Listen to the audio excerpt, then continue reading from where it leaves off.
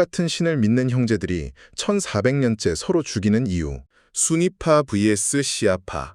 역사상 가장 비극적인 형제 싸움. 여러분, 퀴즈 하나 드리겠습니다. 어떤 사람이 죽었습니다. 그 사람의 후계자를 누가 맡느냐를 놓고 두 파벌이 싸우기 시작했습니다. 그리고 그 싸움이 지금까지 1400년째 이어지고 있습니다. 오늘 전 세계에서 이 두 파벌 사이의 분쟁으로 죽어나가는 사람이 매년 수만 명입니다. 이라크, 시리아, 예멘, 바레인, 레바논, 중동 뉴스가 나올 때마다 등장하는 이 모든 갈등의 뿌리가 1400년 전 단 하나의 질문에서 시작됩니다. 무함마드가 죽은 다음 누가 지도자가 되어야 하는가? 그게 전부입니다. 지도자 자리 하나를 놓고 벌어진 싸움이 1400년 동안 이어졌고 지금 이 순간에도 중동에서 사람들이 죽어나가고 있습니다. 이게 말이 된다고 생각하세요? 오늘은 인류 역사상 가장 긴 형제 싸움, 수니파와 시아파 분열의 진짜 이유를 해부해드리겠습니다. 설록 채널에 오신 것을 환영합니다. 저는 도파민 생성자 도생 썰록입니다. 지난 이슬람 창세기 편에서 한 상인이 세계를 뒤집은 이야기를 해드렸죠. 오늘은 그 편의 예고대로 그 위대한 상인이 죽은 직후에 벌어진 황당하고 비극적인 이야기를 해드리겠습니다. 만약 여러분도 중동 뉴스를 볼 때마다 순위, 시아가 대체 뭐야? 왜 같은 이슬람끼리 싸우는 거야? 하는 의문이 드셨다면 오늘 이 영상 하나로 그 의문이 전부 풀리실 겁니다. 도파민 수혜자, 도수가 되시기 바랍니다. 단도직입적으로 말씀드리겠습니다. 수니파 vs 시아파는 종교 싸움이 아닙니다. 교리 차이는 결과지 원인이 아닙니다. 진짜 시작은 권력 싸움이었습니다. 그것도 예언자가 죽은 지 채 하루도 안 돼서 시작된 권력 싸움. 그리고 그 권력 싸움이 어떻게 1400년짜리 종교 분쟁으로 굳어졌는지 그 과정이 오늘 이야기입니다. 자, 시작해볼까요? 완벽해 보였던 제국의 균열. 632년 6월 8일, 아무도 대비하지 못했다. 632년 6월 8일, 메디나. 무함마드가 숨을 거뒀습니다. 62세, 갑작스러운 열병이었습니다. 불과 며칠 만에 상태가 급격히 나빠졌고 마지막 순간을 아내 아이샤의 품에서 맞았습니다. 10만 명이 고별 설교에 참여했고 아라비아 반도 전체가 하나의 이슬람 공동체로 통합된 지 불과 2년밖에 안 된 시점이었습니다. 그런데 이 순간 엄청난 문제가 드러납니다. 무함마드는 후계자를 지명하지 않았습니다. 아들이 있었으면 자연스럽게 해결됐을 겁니다. 근데 아들이 없었습니다. 아들 이브라힘이 어릴 때 죽었거든요. 당시 아라비아 관습으로는 후계 지명이 명확한 관행도 없었습니다. 이슬람 공동체가 생긴 지 얼마 안 된 신생 국가였으니 승계 시스템도 아직 없었습니다. 그리고 무함마드의 측근들이 두 파로 쪼개지기 시작합니다. 무함마드가 눈을 감기도 전에 두 파벌, 아부바크르 vs 알리. 무함마드의 핵심 측근을 잠깐 소개해드려야 합니다. 아부바크르, 무함마드의 절친 중에 절친, 최초 신자 중 한 명이고 무함마드가 메카에서 메디나로 도주할 때 유일하게 동행한 사람입니다. 무함마드가 가장 신뢰한 인물, 당시 나이 60대 초반의 원로, 알리 이븐 아비 탈리브. 무함마드의 사촌이자 사위. 무함마드가 고아였을 때 걷어준 삼촌의 아들이니까 어린 시절부터 함께 자란 가족입니다. 최초의 남자 신자이기도 합니다. 당시 30대 초반의 젊은 용장, 알리는 무함마드의 딸 파티마와 결혼했습니다. 그러니까 무함마드의 딸의 남편이자 사촌. 혈연으로는 무함마드에게 가장 가까운 성인 남자. 무함마드가 죽자마자 알리 지지파가 주장합니다. 당연히 알리가 후계자가 되어야 합니다. 예언자의 혈육이 지도자가 되어야 합니다. 그리고 예언자가 생전에 알리를 후계자로 지목하는 발언을 한 적이 있습니다. 가디르 쿰 사건 이야기입니다. 고별 순례에서 돌아오던 길에 무함마드가 가디르 쿰이라는 연못가에서 설교를 했습니다. 그 자리에서 알리의 손을 들고 이렇게 말했다는 겁니다. 내가 누구의 마올라, 주인 또는 지지자인 사람에게 알리도 마올라다. 시아파는 이 발언이 명백한 후계자 지명이라고 해석합니다.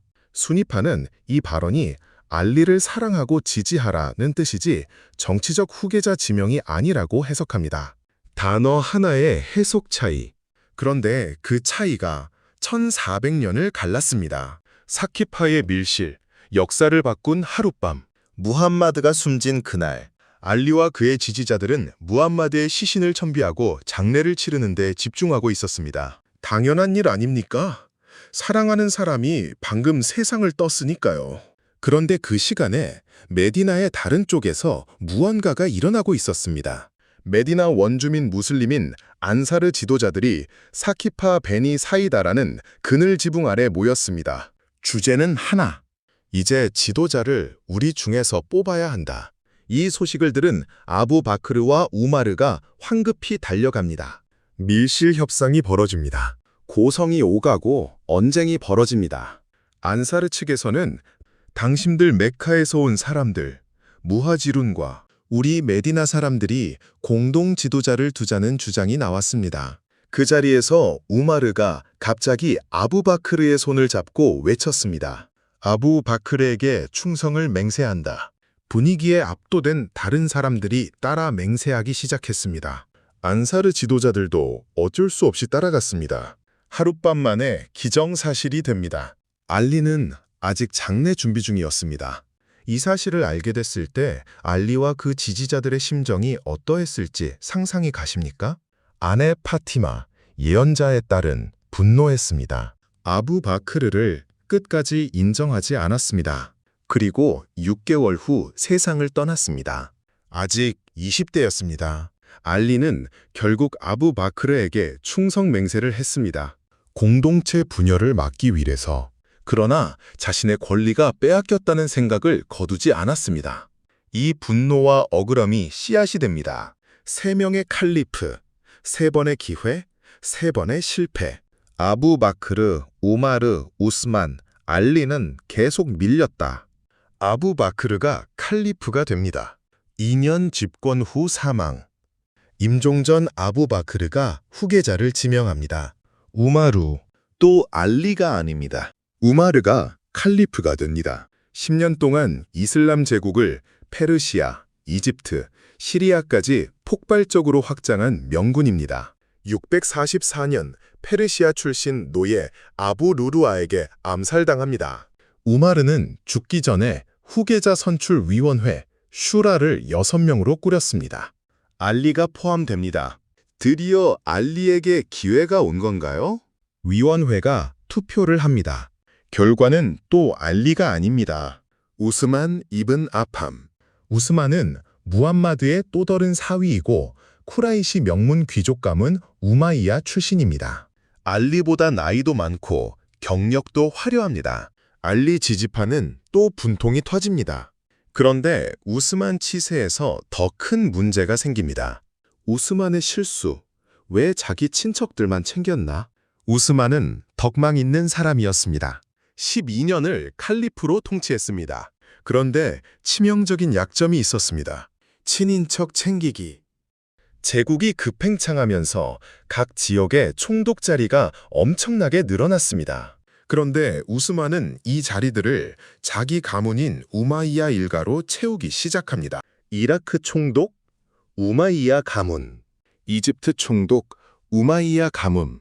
시리아 총독, 무아위야. 우스만의 친척. 전리품 배분도 공정하지 않다는 불만이 터져나왔습니다. 초기 무슬림들은 같은 믿음으로 가난을 함께 버텼는데 정복이 성공하자마자 특정 가문이 과실을 독식한다는 반발이 거세졌습니다. 이라크, 이집트에서 반란군이 메디나로 몰려왔습니다. 656년, 반란군이 우스만의 집을 포위합니다. 물과 식량을 끊었습니다. 우스만은 집안에 갇혔습니다. 이때 알리에게 도움을 요청했습니다. 알리는 중재를 시도했지만 반란군을 완전히 제압하진 않았습니다. 이것이 나중에 정치적으로 엄청난 빌미가 됩니다. 결국 반란군이 담을 넘어 집 안으로 들어갔습니다. 80대 노인 우스만은 쿠란을 읽다가 칼을 맞았습니다. 피가 쿠란 위에 흘렀습니다. 세 번째 칼리프의 최후였습니다. 그리고 이제 드디어 알리가 칼리프가 됩니다. 근데 이미 판이 엉켜버렸습니다. 알리의 칼리프 시대, 드디어 왔지만 너무 늦었다. 656년, 알리 이븐 아비 탈리브가 네 번째 칼리프가 됩니다. 이슬람이 탄생한 지 24년 만에. 그런데 알리는 사방이 적이었습니다. 첫 번째 적, 아이샤, 무함마드의 아내, 아부 바크르의 딸. 아이샤는 알리가 우스만 암살의 배후이거나 최소한 묵인했다고 주장합니다. 알리가 칼리프가 된 것을 인정하지 않습니다. 656년 낙타 전투. 아이샤가 낙타 위에서 직접 군대를 지휘합니다. 이슬람 역사상 처음으로 무슬림이 무슬림을 죽이는 전쟁이 벌어집니다. 알리가 이깁니다. 아이샤는 포로가 됩니다. 알리는 그녀를 정중히 메디나로 돌려보냅니다. 죽이지 않습니다. 두 번째 적 무아위야, 시리아 총독, 우마이야 가문, 우스만의 칭처. 무아위야는 우스만의 피 묻은 셔츠를 다마스쿠스 사원에 걸어놓고 복수를 외쳤습니다. 사람의 감정을 자극하는 탁월한 정치적 감각이었습니다. 657년 시핀 전투.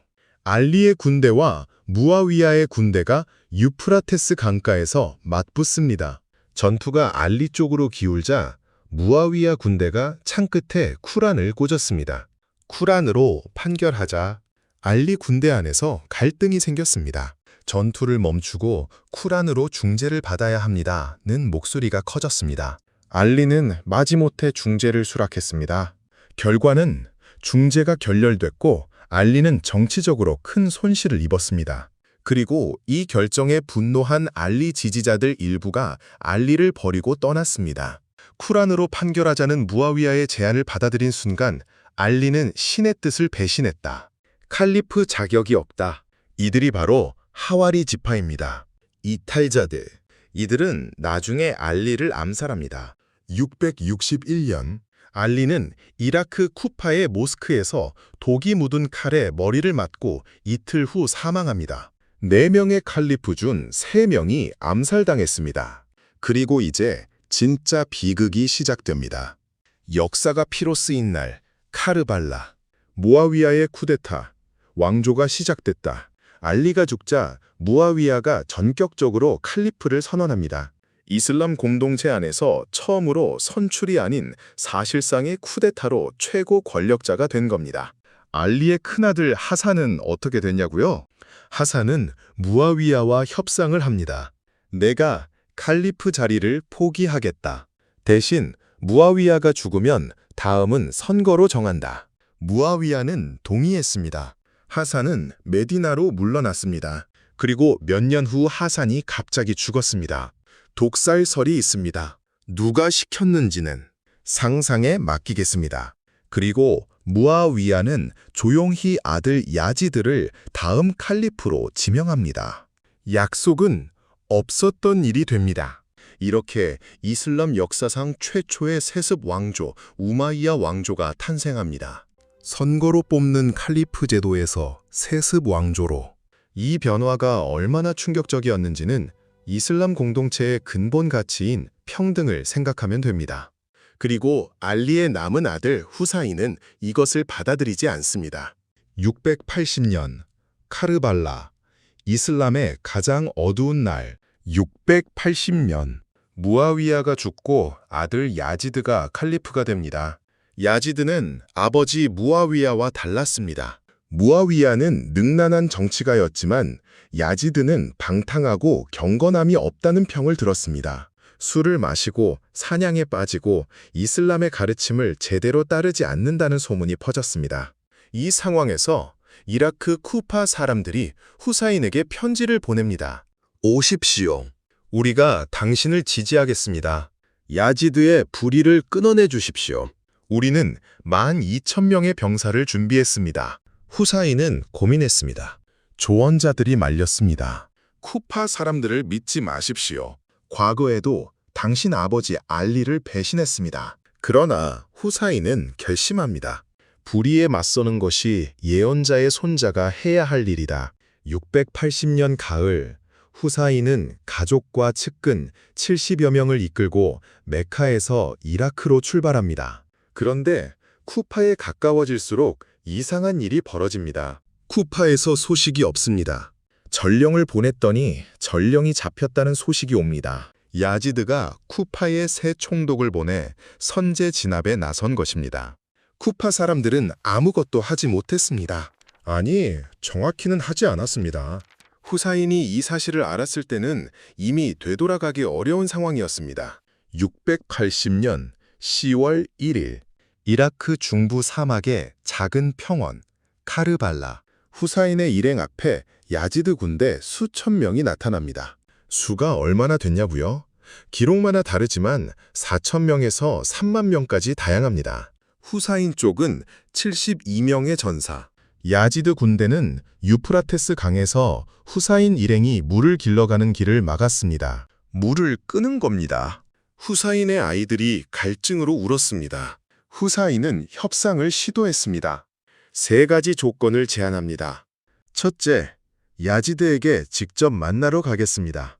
둘째, 이슬람 변방 어딘가에서 신앙인으로 살겠습니다. 셋째, 원한다면 전쟁이 벌어지고 있는 국경으로 보내주십시오.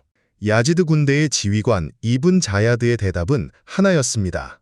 야지드에게 항복 선언을 하거나 싸우거나. 후사인은 밤새 측근들과 이야기했습니다. 내 문제로 여러분이 죽을 이유가 없습니다. 어둠을 틈타 각자 살 길을 찾으십시오. 측근들의 대답은 하나였습니다. 우리는 당신을 두고 가지 않습니다. 680년 10월 10일, 이슬람역으로 아슈라 전투가 시작됩니다. 72명 대 수천 명. 이건 전투가 아닙니다. 학살입니다. 후사인의 아들들이 하나씩 쓰러졌습니다. 조카들이 쓰러졌습니다. 측근들이 쓰러졌습니다. 후사인은 마지막 순간에도 말 위에 앉아 있었습니다. 온몸에 화살을 맞으면서도 버텼습니다. 결국 후사인이 말에서 내려 무릎을 꿇었습니다. 그리고 참수됐습니다. 예언자 무하마드의 손자가 무슬림들의 손에 의해 후사인의 머리는 야지드에게 보내졌습니다. 나머지 시신들은 사막에 그대로 방치됐습니다. 후사인과 함께한 여성들과 아이들은 포로가 됐습니다. 카르발라의 충격. 왜 이날이 1400년을 가르는가? 카르발라 학살 소식이 이슬람 세계에 퍼지자 반응이 어땠을까요? 충격과 경악이었습니다. 심지어 야지드 진영 안에서도 이건 너무했다는 말이 나왔습니다. 야지드 본인도 후사인의 머리가 도착했을 때 공개적으로 슬픔을 표했다는 기록이 있습니다. 물론 자기가 시킨 거지만요. 왜 이 사건이 이토록 거대한 충격을 남겼냐고요? 여러 이유가 있지만 제가 가장 중요하다고 생각하는 건 이겁니다. 후사인은 도망갈 수 있었습니다. 협상할 수 있었습니다. 항복할 수 있었습니다. 그런데 하지 않았습니다. 72명을 이끌고 수천 명과 맞섰습니다. 결과가 어떻게 될지 알면서도. 이게 왜이냐고요? 후사인이 남긴 말이 있습니다. 죽음은 불의에 대한 복종보다 낫다. 이 한 문장, 이것이 시아파의 정신적 기둥이 됩니다. 불의에 맞서 순교한 이맘의 이야기. 그 이야기가 1400년 동안 시아 무슬림들의 가슴 속에서 살아 숨쉽니다. 매년 아슈라가 되면 시아파 신자들은 가슴을 치며 통곡합니다. 일부는 피를 흘리기도 합니다. 카르발라 평원은 지금도 시아파 최고의 성지입니다. 이게 단순한 추모가 아닙니다. 이건 정체성입니다. 불의에 맞서다 쓰러진 후사인의 후예다. 그리고 이 정체성이 역사의 모든 순간마다 시아파가 어떻게 행동할지를 결정해 왔습니다. 1400년 후, 지금도 싸우는 이유. 이맘이란 무엇인가? 교리 차이의 진짜 의미. 자, 이제 신학 이야기를 좀 해야 합니다. 재미없을 것 같다고요? 아닙니다. 이게 이해되어야 지금 중동 뉴스가 읽힙니다. 수니파 vs 시아파의 핵심 교리 차이는 이맘에 대한 이해입니다. 수니파에게 이맘은 기도를 이끄는 사람입니다. 모스크의 지도자. 칼리프는 공동체가 선출하거나 지명하는 행정 지도자입니다. 신성한 권위는 없습니다. 시아파에게 이맘은 다릅니다. 알리와 그 혈통에서 나온 이맘만이 진정한 지도자가 될 수 있습니다. 왜냐하면 신의 빛, 즉 누르가 예언자의 혈통을 통해 전달되기 때문입니다. 이맘은 단순한 정치 지도자가 아닙니다. 신의 뜻을 가장 잘 이해하는 영적 안내자입니다. 그러니 다수결로 뽑을 수 있는 존재가 아닙니다. 이게 왜 중요하냐고요? 수니파 칼리프 선출은 공동체의 합의, 시아파 진짜 지도자는 혈통으로 결정된다. 이 차이가 얼마나 크냐면 수니파 입장에서는 아부바크르가 정당한 칼리프입니다. 시아파 입장에서는 아부바크르는 찬탈자입니다. 그리고 이 차이는 법 해석에서도 갈립니다. 경전의 해석 방식도 달라집니다. 예배 방식도 조금씩 다릅니다. 성지도 다릅니다. 한 번 갈린 가지가 1400년 동안 자라면서 전혀 다른 나무처럼 보이게 된 겁니다. 그런데 뿌리는 하나입니다. 그 사실을 양쪽 다 알고 있습니다. 그래서 오히려 더 격렬하게 싸우는 겁니다. 12 이맘파, 숨겨진 이맘을 기다리는 사람들. 시아파 안에도 여러 파가 있지만 오늘날 가장 큰 분파는 12 이맘파입니다. 이란, 이라크, 레바논 헤즈볼라, 바레인 시아파의 대부분이 여기 속합니다. 왜 12 이맘파냐고요? 알리를 일대 이맘으로 시작해서 그 혈통을 따라 이맘이 12대까지 이어졌습니다. 하산, 후사인, 그리고 후사인의 후손들.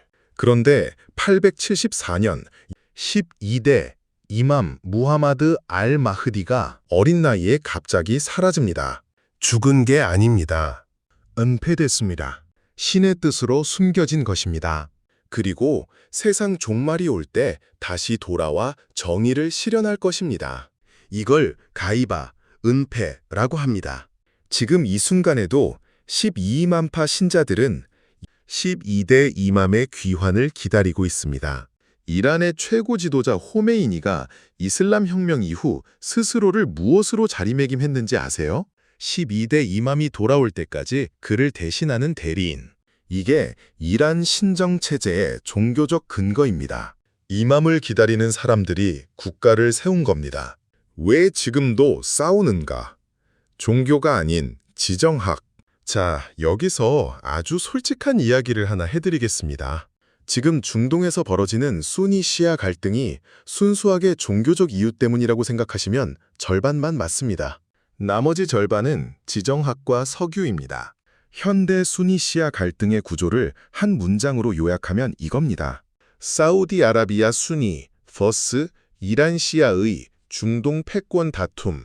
사우디는 수니파의 맹주입니다. 메카와 메디나를 가진 나라. 세계 최대 석유 매장량. 미국의 오랜 동맹. 이란은 시아파의 맹주입니다. 1979년 이슬람 혁명 이후 신정체제. 중동의 이슬람 혁명 수출을 국가 목표로 삼았습니다. 두 나라 모두 중동의 헤게모니를 원합니다. 그러다 보니 어느 나라에서 순니 시아 갈등이 터지면 사우디와 이란이 양쪽에서 기름을 붓습니다. 예멘 내전? 사우디가 지원하는 순니 정부군 vs 이란이 지원하는 시아 후티 반군. 시리아 내전? 사우디가 지원하는 순니 반군 vs 이란이 지원하는 아라사드 정권. 이라크? 사우디의 순니 영향력 vs 이란의 시아 영향력. 레바논? 사우디가 지원하는 순니 세력 vs 이란이 지원하는 헤즈볼라. 지도를 펴놓고 보면 이란이 노리는 게 보입니다. 이라크, 시리아, 레바논으로 이어지는 시아 초승달 지대, 지중해까지 이어지는 영향력 축. 이걸 이란은 저항의 축이라고 부릅니다. 사우디는 이게 보입니다.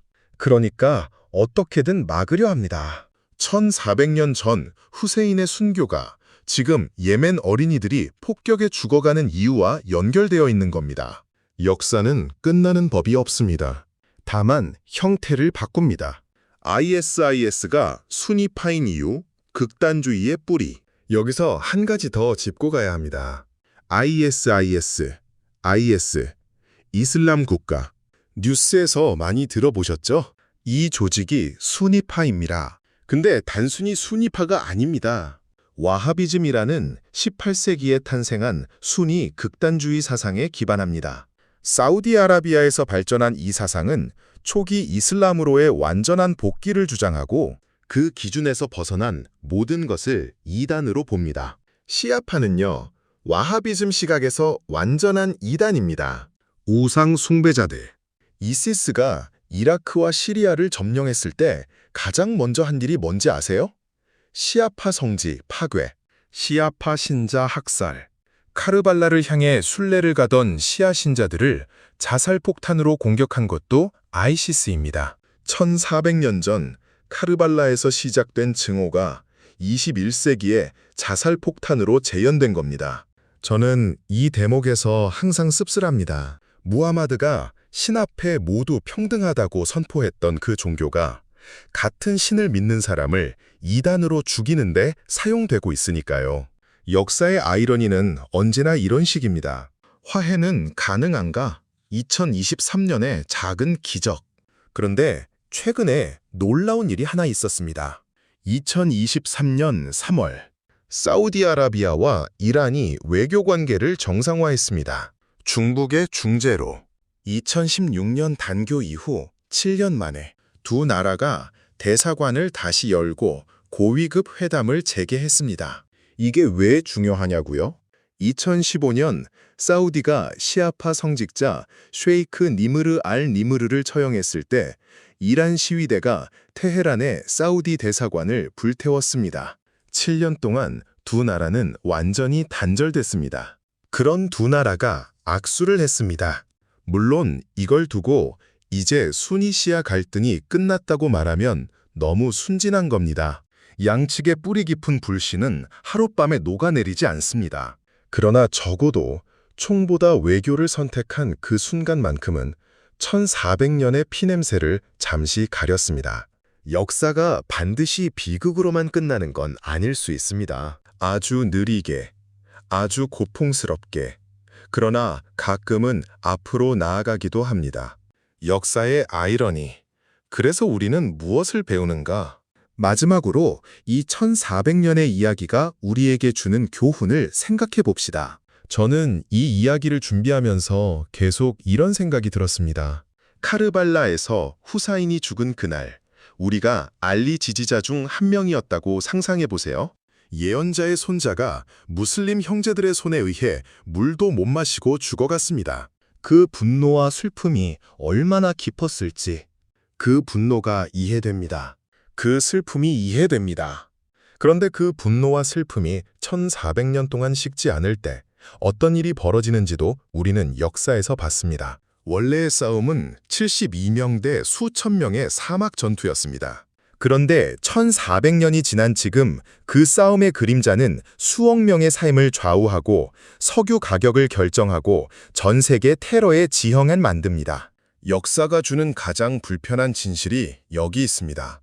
상처는 치유되지 않으면 유산이 됩니다.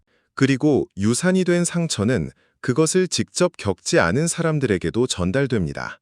그 사람들은 왜 자기가 싸우는지도 모르면서 싸웁니다.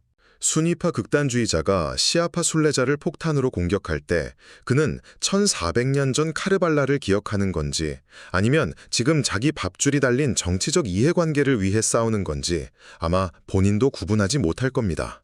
그게 이 이야기의 가장 슬픈 부분입니다. 그리고 두 번째 교훈.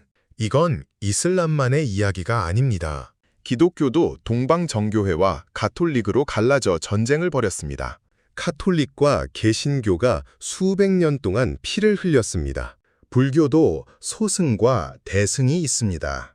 공산주의도 소련 볼세비키와 트로츠키파가 갈렸고 중국 공산당과 소련이 갈렸습니다.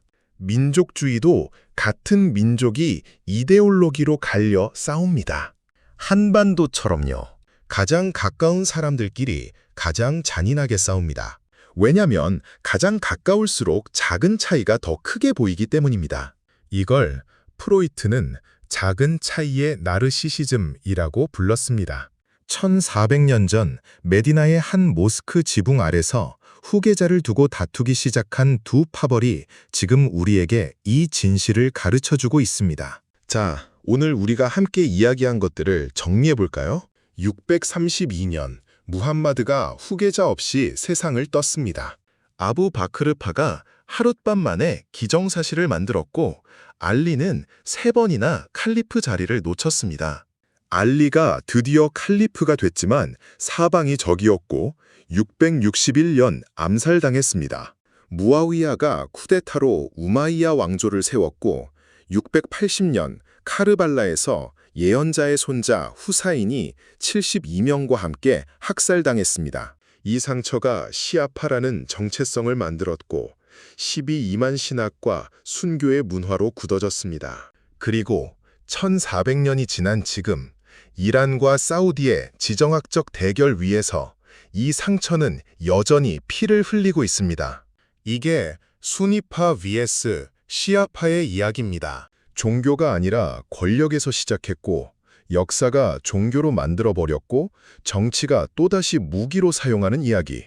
그리고 가장 황당한 아이러니는 이겁니다. 무함마드는 신 앞에 모든 무슬림은 형제라고 했습니다. 그 형제들이 서로를 1400년째 죽이고 있습니다.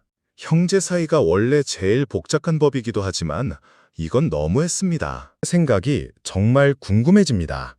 이 이야기를 들으시고 어떤 감정이 드셨나요? 수니파와 시아파 중 누가 더 옳다고 생각하시나요? 아니면 그 질문 자체가 잘못된 것일까요? 댓글로 여러분의 생각을 꼭 남겨주세요. 단, 서로 존중하면서요. 이 댓글창에서만큼은 1400년의 싸움이 잠시 멈추길 바랍니다. 오늘 이 썰이 재미있으셨다면 구독 버튼 꾹 눌러주시고요. 좋아요 한 번만 눌러주셔도 저 도생에게 엄청난 도파민이 생성됩니다. 그 도파민으로 더 날카롭고 더 흥미진진한 썰을 계속 준비해드리겠습니다. 다음 썰에서는요, 힌트만 드릴게요. 몽골 제국, 역사상 가장 잔인한 정복자가 세계화를 만들었다. 100년 만에 세계 인구 10%를 학살한 자들이 동시에 실크로드 무역을 완성하고 흑사병을 퍼뜨렸다. 파괴자가 연결자였다는 역설. 궁금하지 않으세요? 다음 영상에서 뵙겠습니다. 저는 도파민 생성자 썰록이었습니다.